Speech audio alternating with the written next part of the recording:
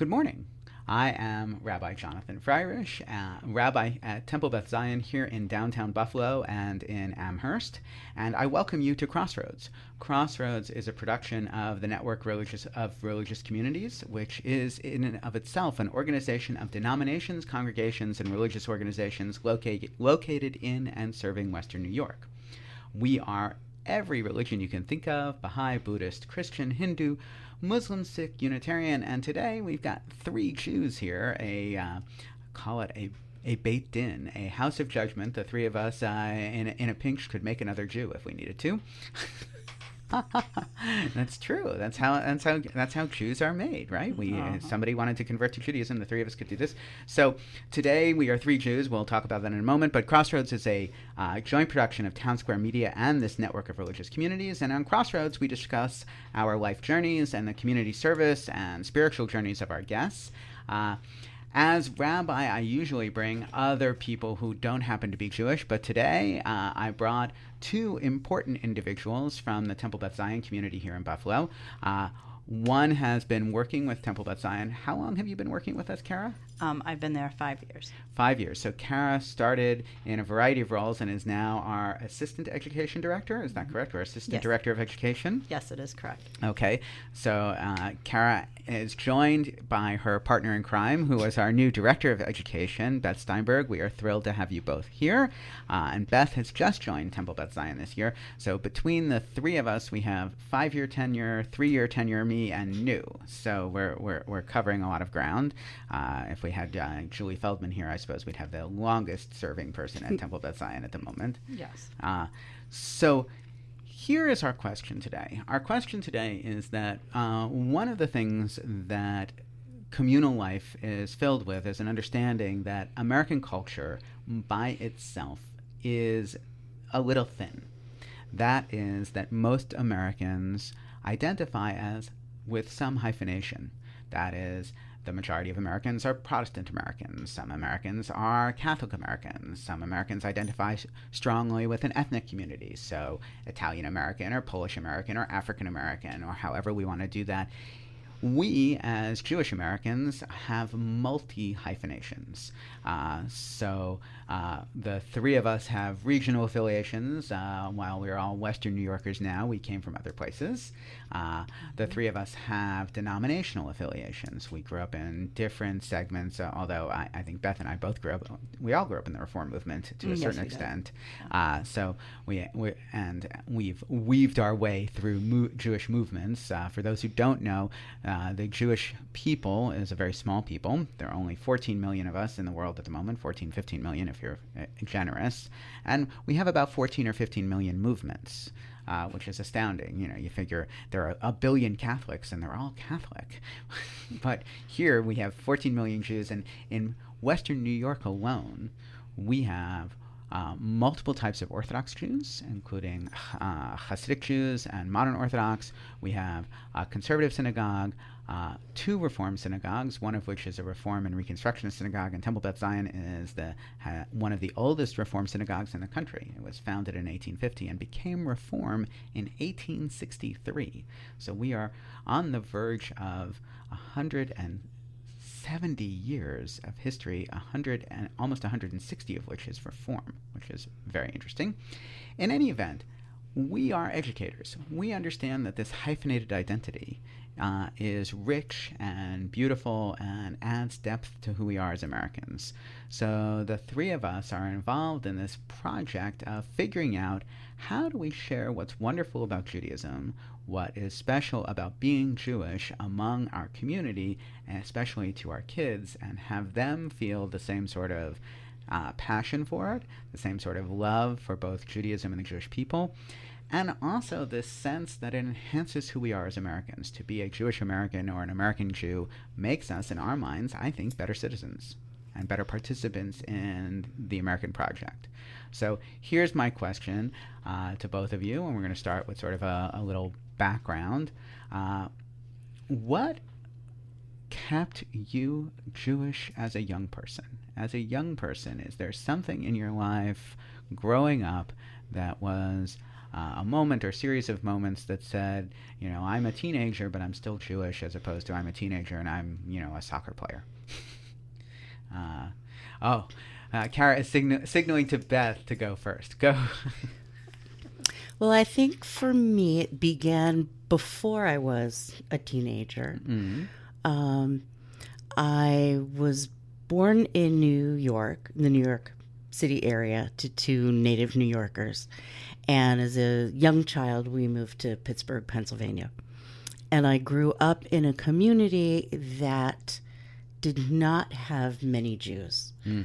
So although I was involved in the Reform Temple, and my parents were involved in the temple, and I attended nursery school and religious school there, I was very aware as an elementary school student that I was often the only Jewish child in the class.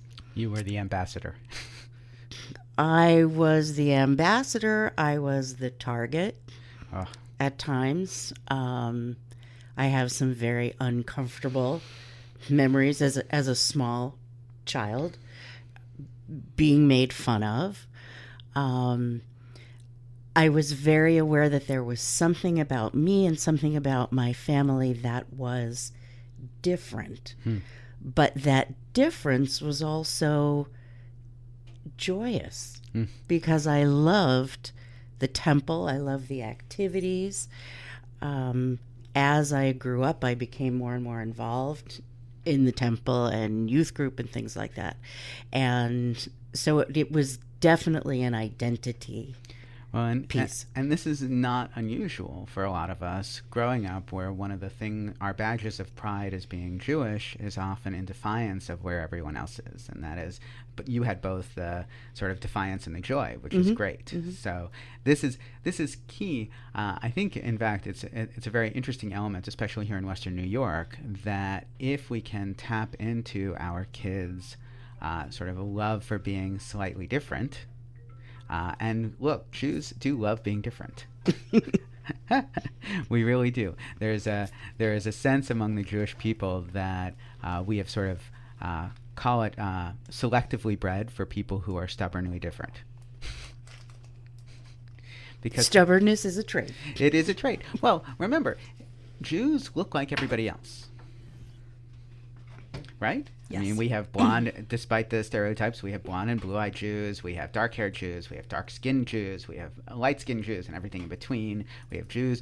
When Jews live long enough in a place, we look like everybody else, in large part because we intermarry, and some of those people become Jewish too.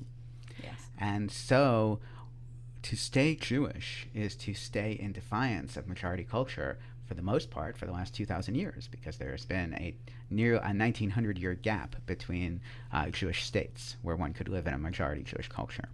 All right, just reminding everybody, you are with Crossroads this morning, which is a joint production of Town Square Media and the Network of Religious Communities. I'm Rabbi Jonathan Freirish, and I'm joined today by Beth Steinberg and Kane from Temple Beth Zion. We're talking about Jewish education and our life journey that led us here. And now Kara's going to have to say something. Okay. So when I was little, I grew up in Queens, New York, and my parents then moved us out to Long Island when I was 9. And that is when I found out that I was Jewish. Like my mom was from a mixed marriage. Her mom was Jewish and her dad was Catholic. And my dad was, his family was all Jewish. That's what the religion they followed. And his dad died when he was 12 and his mom remarried. And when my parents got together, they didn't really join a temple. We didn't have formal education when we were little. But my grandmother used to she worked for Sears, Roebuck, and she would bring out the big catalog at Hanukkah and be like, pick out whatever you want. So I was like, ooh, 8 days of fun. And I didn't really understand any of it until I got older. And when we moved to Long Island, my mom's like, you have to go to school. And I said, well, yeah, everybody goes to school. She goes, no, you have to go to religious school. I said, what does that mean? So I started religious school at 9, and I was bat mitzvahed at 13. And then the temple that I belonged to, they got a new rabbi when I was older. But I had joined choir, and I had made some friends, and I joined youth group, and my parents did a bowling league, so there was a lot of community building. Right. but I wasn't really fond of the rabbi.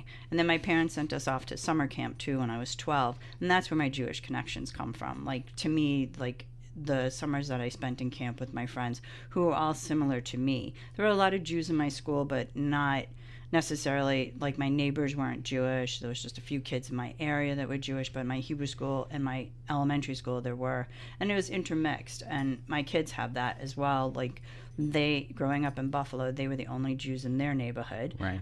Because we live in the South towns, and so they were the ambassadors, as some people like to call them, and they thrived. All of my kids have belonged to Temple Beth Zion since they were born, and raised in the religious school. They're very involved with youth group and stuff like that, like I was as a child.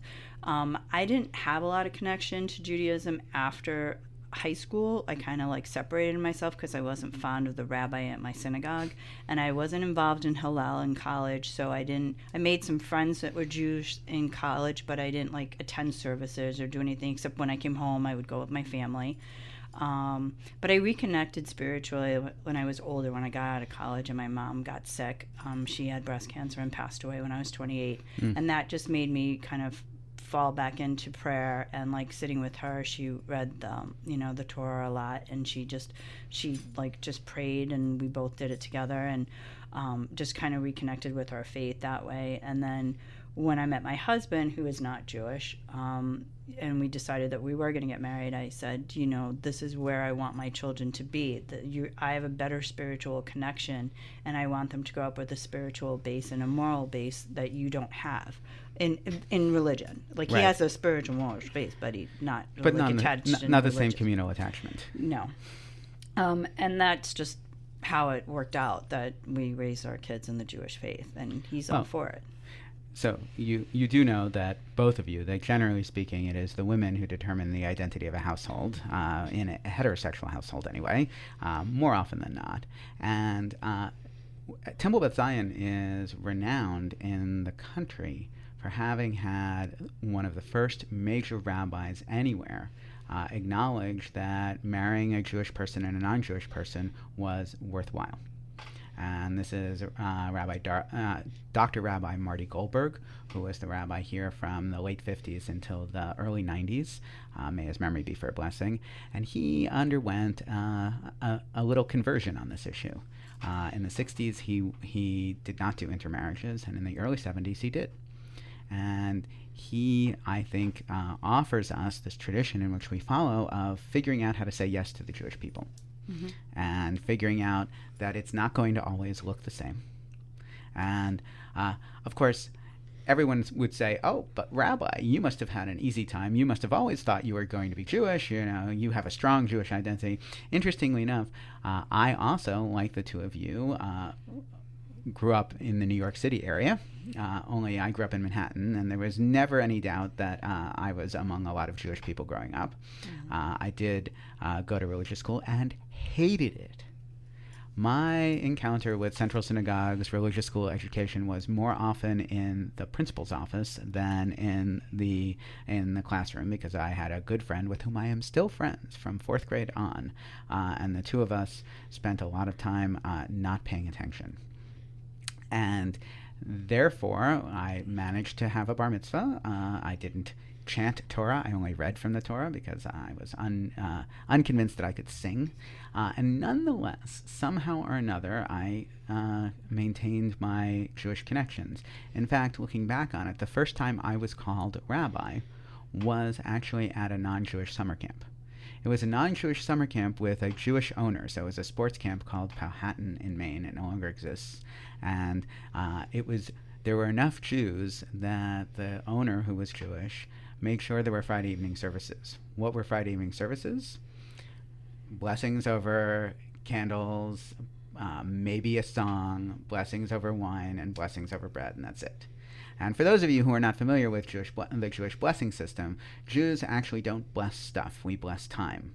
The stuff is a prop to help us recognize the time as special. So when we say a blessing over wine, what we're actually doing is we're saying this is a special time, and the wine helps us make it special, and we acknowledge it as special with this blessing. When we bless the candles, we're not transforming the candles. We're saying the candles are starting this special time. So we did that, and it turns out that I was the camper who showed up most often. to a Friday evening little, 10 to 15 minutes of ritual with the counselor who did it. And the counselor who did it, when he wasn't there, I would lead. Interesting. And so, yes, there was a time, I no longer have it because it is from like the early 80s, where I had a handwritten T-shirt where somebody had written, it was Camp Powhatan in the front and Rabbi in the back. And of course, it was almost 10 years later before my girlfriend, who eventually became my wife, decided to counsel me to apply to rabbinical school in my senior year of college. So here we have this diversity of experiences, and to let everybody know, we are you are listening to Crossroads, which is a joint production of Town Square Media and the Network of Religious Communities. I'm Rabbi Jonathan Freirish, talking with Kane and Beth Steinberg from Temple Beth Zion, and we are talking about the blended identity of being Jewish and American and how Judaism played a key role in our lives. So here's my question. How do we create an enthusiastic setting for our kids and families where they want to come to our religious school, want to come to synagogue, see it as a place of excitement and dynamism, see it as a place of joy and connection, and still get something out of it, right? It's not just a party, but it's a party with some meaning. Well, that's what we try and do. I'd like to think that in the last few years, that we don't, like, I don't call it school on Sunday. I call it Sunday Fun Day, and I walk around like, hey, happy Sunday Fun Day. Let's go. Let's enjoy the day, and make school fun where there's a lot. So we need to change religious school's title to Sunday Fun Day. Sure, I'm all about that. I would love that because I just think that brings excitement and kids think it's fun and it's not like real school and it's not secular and we don't want it to be like that. We don't want them to be always being studious. We want connections. We want dialogue. We want them to be able to share their opinions when they're talking about a subject, not just listening to the subject or being lectured to. So Beth, this is a question for you as our new person. If we're going to do that, if we're going to break down this school model, if we're going to maybe even say experiment with something that takes classroom out of our vocabulary, what do you imagine that might look like? I see something that is a hybrid, let's say, between the classroom experience and the summer camp experience. The summer camp model for Jewish engagement is really the most successful model. So explain. Not everybody here is an insider. Listening to us is an insider on the power of Jewish summer camp, which absolutely is like a runaway success story in many cases.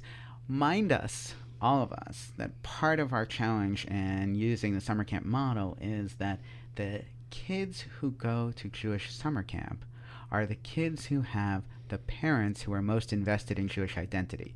So we may be using a metric on a population that would figure out how to do this no matter what. But nonetheless, you are absolutely correct. The summer camp feel is like powerful. So tell me what's so powerful about the Jewish summer camp feel. The Jewish summer camp has been successful in tapping into the creativity, the energy, the sense of belonging, and depending on the particular camp and what flavor of Judaism. Well, and there are lots. I mean, and there are many. And they've also all been very successful for the most part, right? Whether at another generation there were Zionist summer camps where they focused on Israeli culture, which were entirely cultural and not really religious. There was even there were socialist Jewish camps. We won't talk about that because nobody talks about socialism anymore.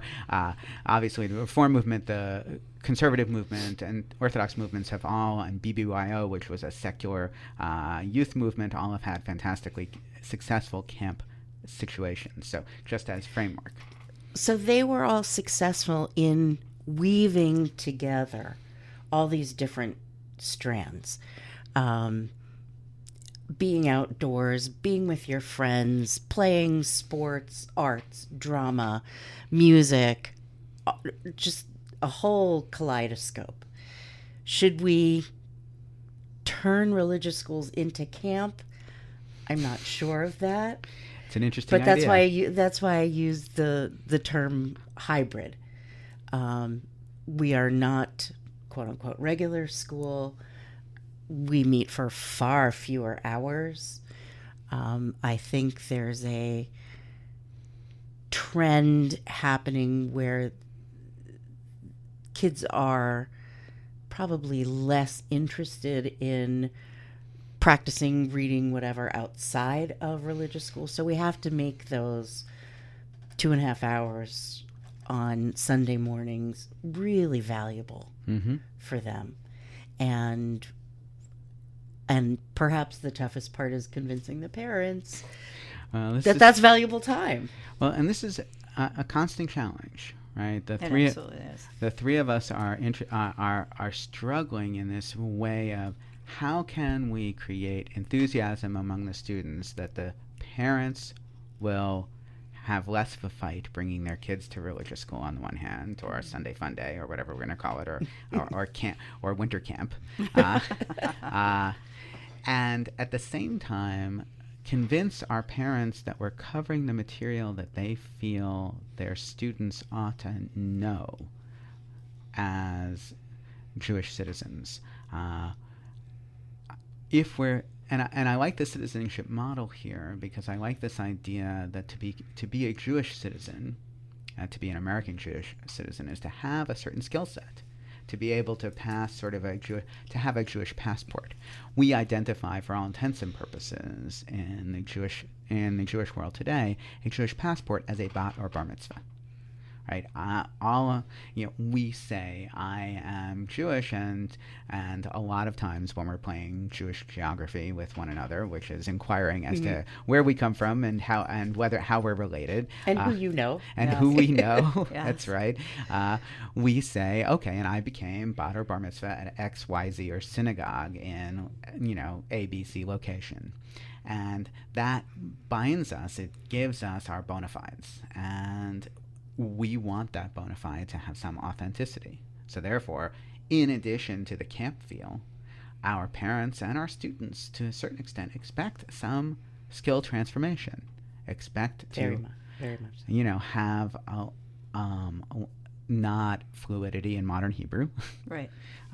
Which is a lot to ask for, but some ability to decode Hebrew in our prayer book, to be able to present Hebrew text from a Torah scroll, which is a very old document, not written in any way that our students understand. So here is our conundrum. And before we go on, because I'm going to ask you both, the big question is, how do we do all of the above? This is Crossroads. It's a joint production of the Network of Religious Communities and Crossroads Media, where we talk about our spiritual journeys and how they impact on our practical lives. I'm Rabbi Jonathan Freirish from Temple Beth Zion here in Buffalo, with our two educators, Kane, our Assistant Director of Education, and Beth Steinberg, our Director of Education at Temple Beth Zion, and we are in the thick of this big question. Enthusiastic young people loving Judaism and actually knowing something. How do we get there? Well, to me, the goal was always when I started this position to make sure that our students, when they left, were able to pick up a prayer book in any Reform synagogue and be able to read it, no matter which way it worked, by rote or by actually reading it. And I think for myself, that's kind of how I know a lot of prayers, is by rote, because I was in choir, so I knew the melodies. So when you go to a different synagogue and the cantor sings somebody else's melody, or Debbie Friedman's song, or a Dan Nichols version, I'm like, wait, what? Like, I don't always understand the tune, but I know that the prayer is the same. I know the words are the same. And some of our prayer books are transcribed, so you get the Hebrew written out in English, so you can kind of fudge it, and that's fine. But my goal was always to make sure that these kids learned Hebrew, like as the prayers. And I think beforehand they weren't just trying to learn it as a language, which threw a lot of them off, because they weren't ready to learn a second language when they are just still learning the English language. Well, and as Beth would point out, we don't have enough hours No, we do not. to teach a second language. And so this is a very interesting question. When I work with students who are becoming Jewish, I often say my goal is to have them feel like they can ask a question with authenticity, with a sense of belonging, no matter where they end up Jewishly. And what you're saying is, okay, if that's the basics for being Jewish, the basics for having gone through a religious education program in our school is not just being able to ask a question, but being able to feel comfortable enough in a place where we don't know what's going on to say, I still know what's going on. Does that sound right, Beth? What do you think? I appreciated a lot of what Kara just said. I too feel very strongly that our students should leave our religious school program being familiar with the basic Reform liturgy, the prayers in Hebrew, and understanding of what they mean and where they fit into our daily life cycles, weekly life cycles, holiday cycles throughout the year. And for those who don't understand, we've mentioned a couple of things. Debbie Friedman and Dan Nichols, as opposed to Nickelback, are it's okay. Are Jewish composers. One, Debbie Friedman, is may her memory be for a blessing, a classic composer of modern Jewish music. Dan Nichols is still around and a fantastic performer and writer of Jewish songs. And the Jewish liturgy and life cycle and year cycle that Beth is talking about, we follow a daily prayer cycle where Jews theoretically pray 3 times a day. We have special prayers, obviously, for the Sabbath, so once a week it changes. And then, of course, we have a holiday cycle. So many holidays on the Jewish calendar, for those of you who don't know, that we have only 1 month without a festival in it. And that would be March. Well, the month on the Hebrew calendar is actually called Cheshvan, and it comes right after the high holy days, and often in October and November. And in that month, the rabbis were so convinced that it was bad to not have a festival in it, they called it Mar Cheshvan, bitter Cheshvan. But of course, those of us in the Jewish world call it sweet, because it's the only time we have to take a break.